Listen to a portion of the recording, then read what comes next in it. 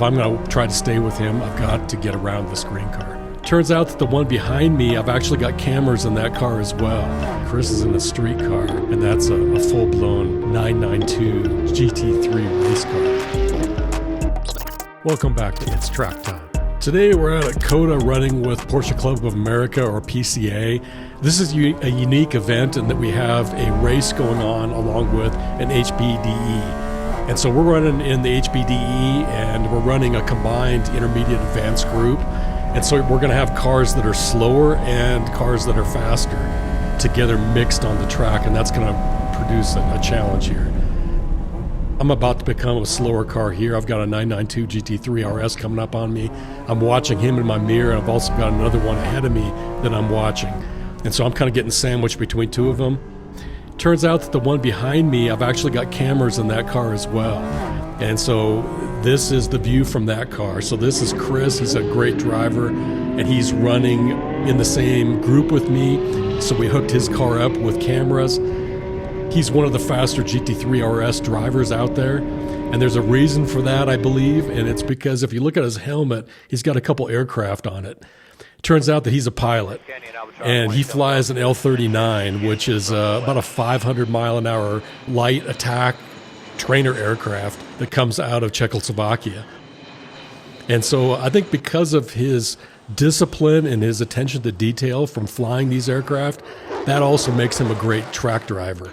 You see a lot of this crossover between pilots and track drivers out there. You'll meet quite a few pilots, but not one that flies attack aircraft like Chris. So on the track, he is extremely technical, and that's what I like about him. Kind of blends well with what I look at on the track as well. And you can see him sitting here behind me. My car's leaning more now, and I think it's because I softened the bars up. Be interesting to see what you guys think of the angle that I'm getting here.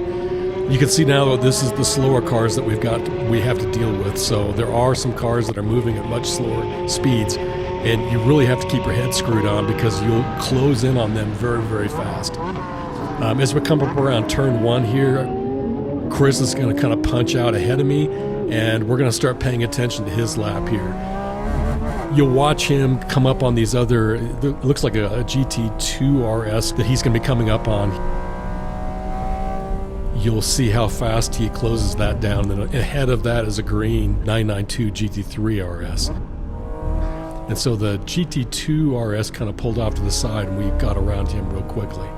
But now he's going to close on this other 992 GT3 RS.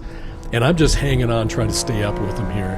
And I know I'm not going to probably be able to stay up with him, but as he hits the traffic, I'm going to be able to close the gap again. Then he'll open the gap, and then hopefully I'll close it down again when he hits traffic. There's a lot of air-cooled old 911s on the track. And, you know, when I was a kid, those were the fastest cars out there on the street. And compared to the modern cars now, there's a huge difference in the performance of those cars versus the modern Porsches. Now we're on the back straight. I've got another 992 GT3 RS behind me. We got two in front, so I'm kind of sandwiched between them. And then the GT2 RS is sitting behind that white 992 GT3. Okay, as we come around turn 12, Chris is getting held up by this other GT3 RS, and we're going to see if he can get a pass here. Once he gets the pass, he'll open up a gap real quick. And it's going to be, the key thing for me is going to be to get around that car as quickly as I can, because he's going to open up a gap and I won't be able to close it down. If I'm going to try to stay with him, I've got to get around this green car. So there he goes. He gets around it right before the carousel. Both of them have their DRSs closed, you can see. And you can see Chris now opening up this big gap. And I'm going to try to get around him as quickly as I can, but it's not going to happen here, it doesn't look like.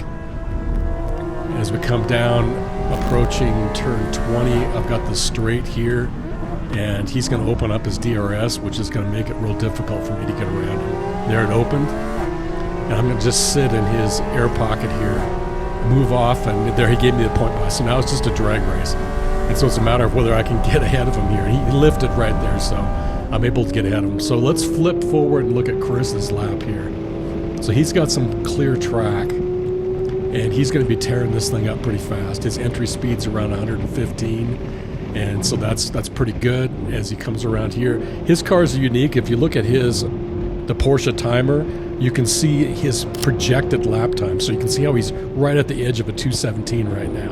217, 218. So that's going to be the key metric to watch on him. And so he's kind of getting held up here by a 992 GT3. And once he gets around this, he'll open up. Well, there he goes past the GT3 RS, and now here's the 992 that was holding him up.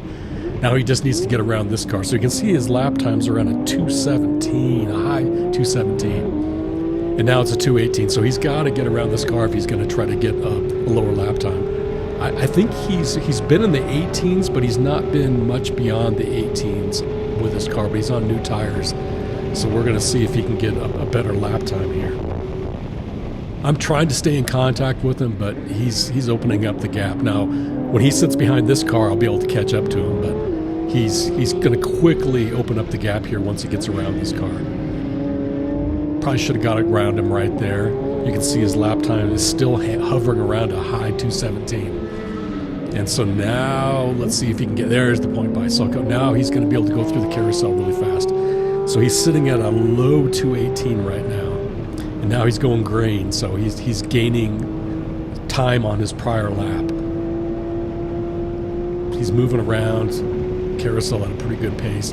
Through turn 19, he's over 80 miles an hour. So if you remember, we were sitting around high 70s, and he's already into the low 80s.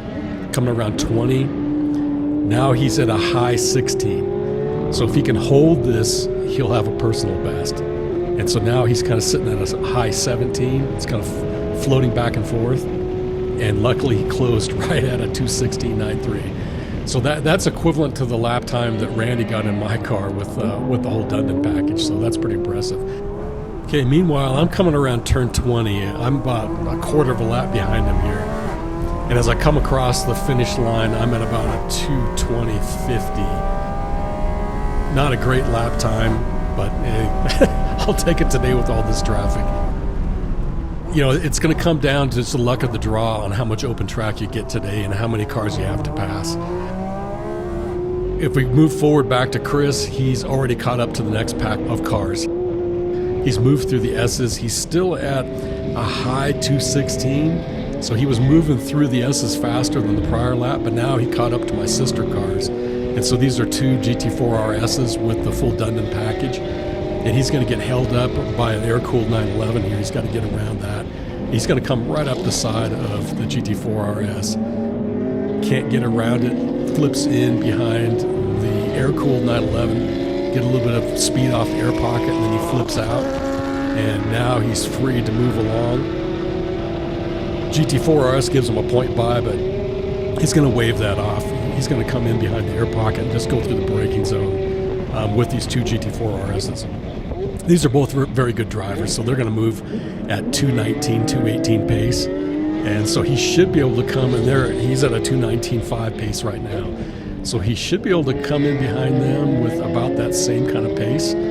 But I think he's going to try to get around him here as he goes through turn 15. As he comes around, he's going to go out pretty wide. And then late apex 20. Try to get some speed and get around the first one. There he goes. And now the second one has a crack pipe on it. So that's a Dundon crack pipe, super loud.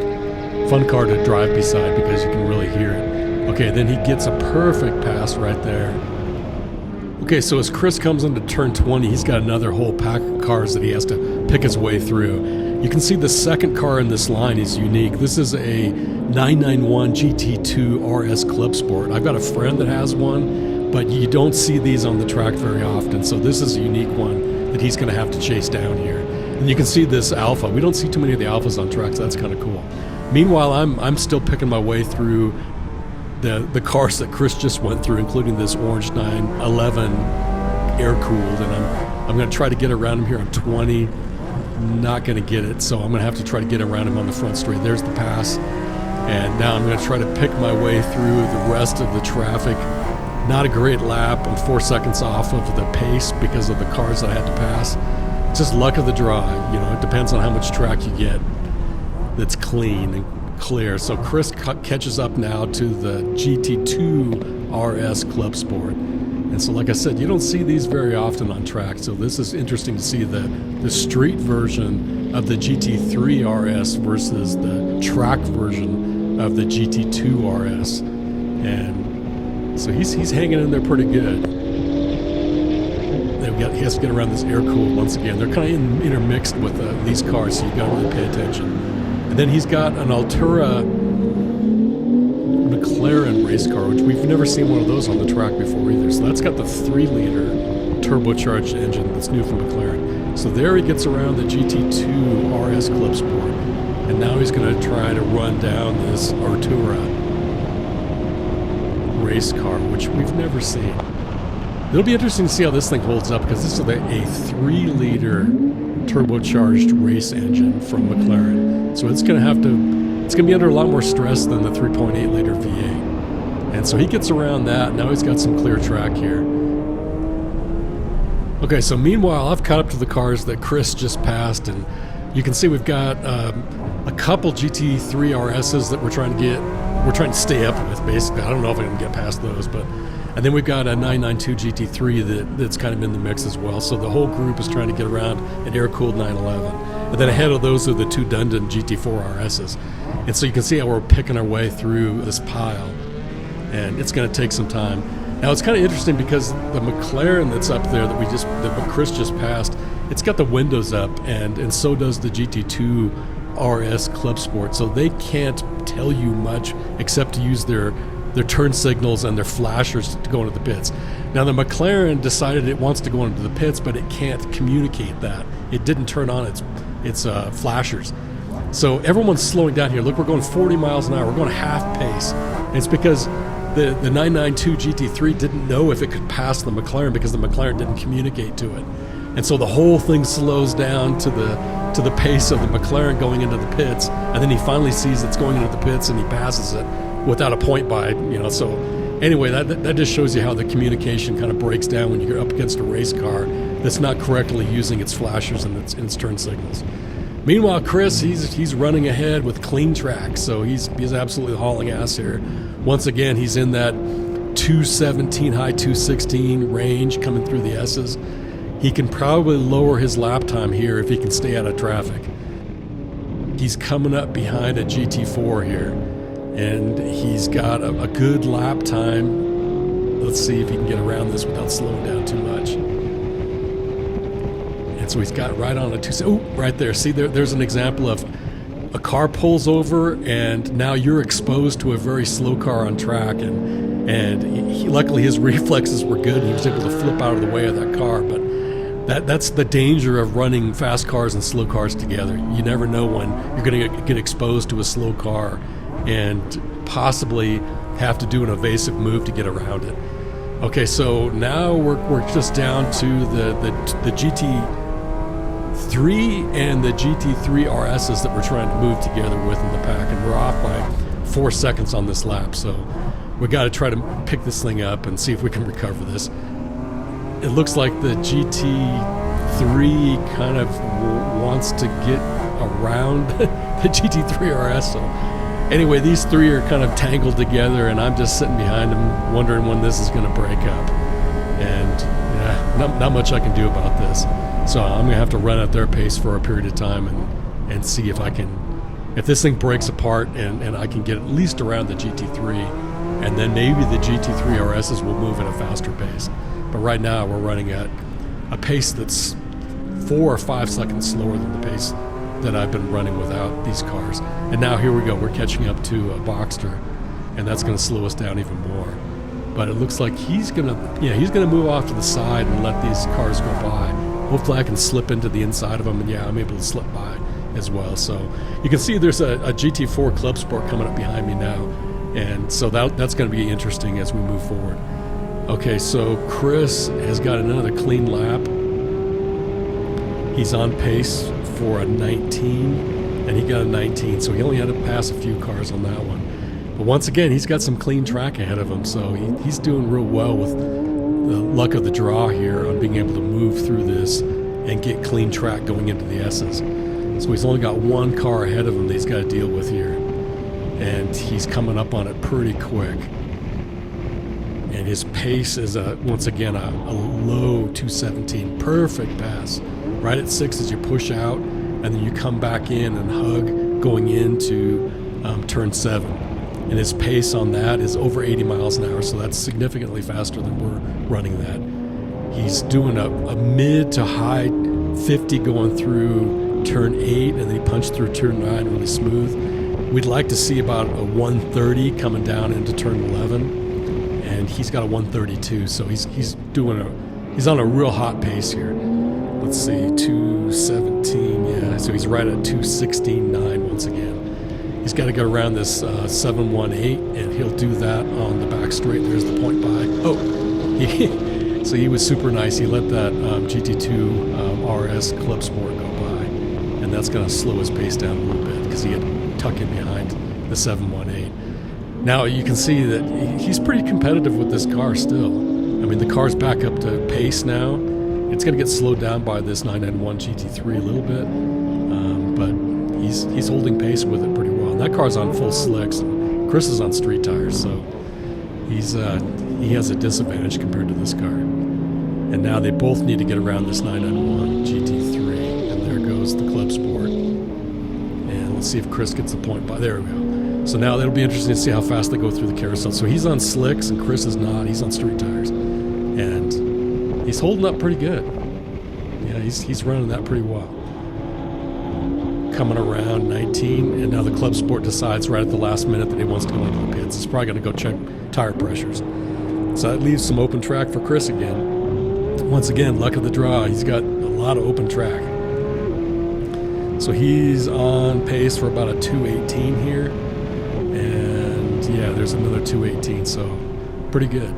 Meanwhile, I'm sitting here behind the 991 or 992 GT3 still. And we're still moving through the S's.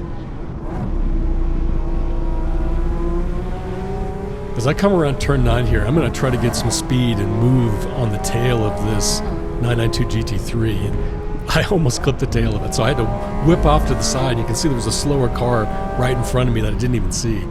So once again, the slower traffic, you really have to pay attention to what the heck is going on, because you could come up on a slower car really fast, and you have to make an evasive maneuver to get around it. Okay, so now we're on the back straight. I have to get my pace back up to get on the back of this GT3. I'm going to try in the braking zone to catch it. And so he's going to brake, and he's going to brake pretty late. So I'm going to come up behind him and brake late as well, and he blew the braking zone. So now I can get around him, and now we're in behind just the GT3 RSs. So our pace should pick up here now as we move through 13, 14, and into 15. There's one more car ahead of us here that we need to get by. It looks like they're going to swap positions on the GT3 RSs. And everyone's getting around, it looks like a GT4, and now we're clear. So let's see if we can pick this pace up. You can see the Club Sport is sitting behind me still. That thing's on slick, so we can go around the corners faster than me. But you can really see the difference between the Cup car engine and the standard GT4 engine, between my car and that car, as you watch as we hit the straights here. So now here we come on the front straight. You can see him catching up. And then as we open up the throttle, you'll see that thing dropping back. And so all of us have these, the GT engines, and that one is running a derivative of the street engine. So you can see the difference in power there. Okay, as we come around turn 1, you can see him catching up. Okay, so now the other GT3 RS, he's pulled the plug. We're at about 8 laps now, so he said I've had enough, and he's going to let us all go by. He's on a cool down now. So now it's a matter of me just catching up to this other GT3 RS and trying to stay ahead of that Club Sport that's on my tail. And I'm watching him because I don't want to get in his way, but I want to just open up my throttle and be able to pull ahead of him and keep the gap. You can see him catching up to me there. It's pretty impressive. Okay, so here we should be able to open up the throttle, and there you can see us dropping back. And yeah, now we got a big gap on him. Okay, so now what do we got here? We got it looks, it's hard to tell. It looks like a 991 GT3. I have to get closer to it to take a look. Yeah, he gave me the point by. Yeah, so that's a 991 GT3, so we whip around that. And now let's see if I can close down on this GT3 RS. Try to brake as late as I can. Okay, so meanwhile, Chris, he hit some traffic here. So he's got to pick his way through this traffic.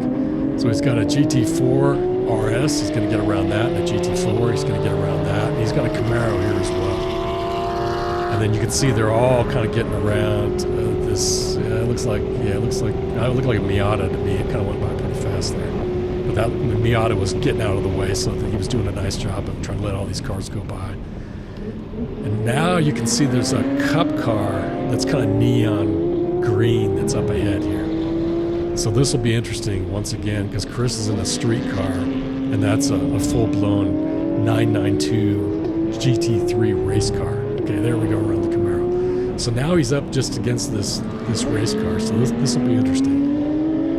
Once again, I haven't seen this car out here before, so I don't know how fast this driver is, but that's a 210 kind of car on this track. So it can run significantly faster than what Chris's car can do. And he's coming up on it pretty fast, so this thing's not running at pace. And he's showing it that he wants to get around, and it doesn't want to give him a pass. Okay, so now there's a Miata up here they got to get around. And let's see if they can get around this thing smoothly. There we go. And Chris gets the point. Okay, so now these two are free to go. And so this thing weighs probably nearly 1,000 pounds less than his car, than Chris's car. And it has a similar engine. And it has a sequential transmission, which is a lot of that weight difference. And you can see going into the S's, he should be at 100 miles an hour, he's at 80. And then going into turn 3, we know we should be around 117, and he's at 85. So this thing's significantly under pace, and he doesn't want to give Chris a point by.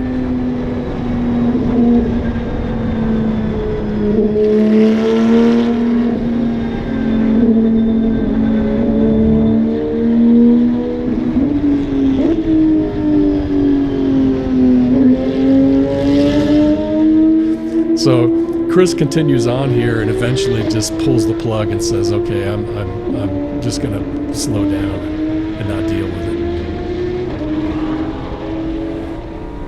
Okay. Meanwhile, I've got a little bit of open track here, so I'm going to try to pick up the pace. Not once then I immediately hit a 718, so that's the same one Chris went around. Okay, so now I got some open track, so now I can see if I can get up to pace here. I'm just like 3/4 of a second behind pace, so let me see if I can pick this thing up. And you can see the club sport's still right on my tail. And once again, I'm going to have to try to open up the gap here as we go past turn 10. And there I can open up the throttle and then get a gap on him. So every time we hit traffic, he catches up, and every time we get into a straight, I can get ahead of him, and then it's a matter of, there's a GT4 RS that's giving me a nice point by, so I can stay ahead of him on this gap. So this is pretty good on the back straight. I should be able to hit about 156 miles an hour if everything's working right here. And let's see if I can do that. Yes, 156, and then I hit the braking zone. So now I got a big gap on this guy. And now here we go into another pile of cars. And you can see Chris is on his slowdown, so we caught up to him. I got this Miata that's going to be blocking me here. We should go through this corner at about 45 to 50 miles an hour. And so Chris is peeling off to the side. And this guy's slowing down to like 33 miles an hour. So the Club Sport catches up to me again. Now we get around that car. And now I can open up the throttle again. And the Club Sport's still right on my tail. And so now as I come around, now I can see that neon car that Chris had problems with and eventually pulled the plug, which was that Cup car. And yeah, so as I go around the track for another lap, I'm catch up to this guy. And now here as I come into turn 11, I've caught up to this Cup car. And you can see I'm about 1.5 seconds behind pace. And now let's see if we get a point by. And he's not going that fast on the back straight. So let's see, I should get up to a 156 again, which is what my terminal speed is on this particular day. And yeah, well, 154, right around there. So now in the braking zone, I catch up to him. And I'm kind of showing him I want the pass. He doesn't want to give me the pass. You can see the time ticking away, so we're under pace. So we're about 2.5 seconds now. Now we're coming up on 3 seconds behind the pace. I come up on the inside of him here. Nah, he doesn't want to give me the point by. And so, yeah, just like Chris, I can't get around this car. And now I'm going to come to the inside of him here on the carousel, and he doesn't want to give me a point by. Now we're 5 seconds behind the pace. This car is significantly under pace, and nothing, no point by. So I'm keeping my cool, unlike the last time with the Lamborghini, where I kind of just went around him on a slow corner, like right there. Okay, so I just say the hell with it. I'm not going to try to pass this car in a braking zone like I did with the Lamborghini. So I just let the Club Sport by and let him go deal with this. So overall, Chris had to pass 27 cars on his 9 laps, and I ended up passing 21 cars. So you can see the amount of traffic you have to deal with when you go through a mixed group like this. And it's just the luck of the draw on whether you hit those slower cars at the right place so that you can keep your pace up. If everything was perfectly smooth, yeah, these cars wouldn't get in your way, but that never happens. You always end up getting plugged at the wrong spot on the track, and you end up losing your lap time. So it's fun to work through the traffic. You got to keep your head screwed on. But as far as trying to get good laps, you're not going to get good laps when you mix cars like that. But still fun. We'll catch you out at the track next time.